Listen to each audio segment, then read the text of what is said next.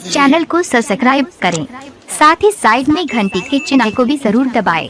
इससे होगा ये कि जब भी वीडियो अपलोड होगा आपके पास तुरंत नोटिफिकेशन पहुंचेगा। पियवा खा के सखी टबलेट जवानी अपडेट कइले बा कि पियवा खा के सखी टबलेट जवानी अपडेट कइले बा जवानी अपडेट कइले बा। अरे अपना नदी से करा दो बियाहवा बना लो ननद होइए जान। अपना नदी से करा दो बियाहवा बना लो ननद होइए जान। बना लो ननद होइए जान।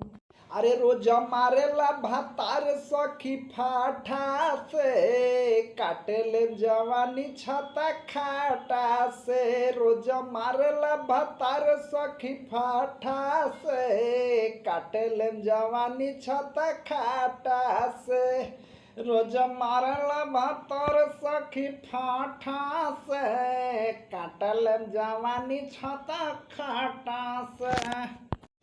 अरे चोख रहे नोखे तोहरा कील के दिल फैलाई हमरा बिल के।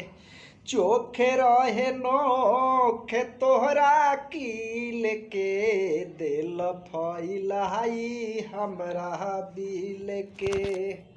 कि पियवा खा के सखी टबलेट जवानी अपडेट कइले बा कि पियवा खा के सखी टबलेट जवानी अपडेट कइले बा जवानी अपडेट कइले बा।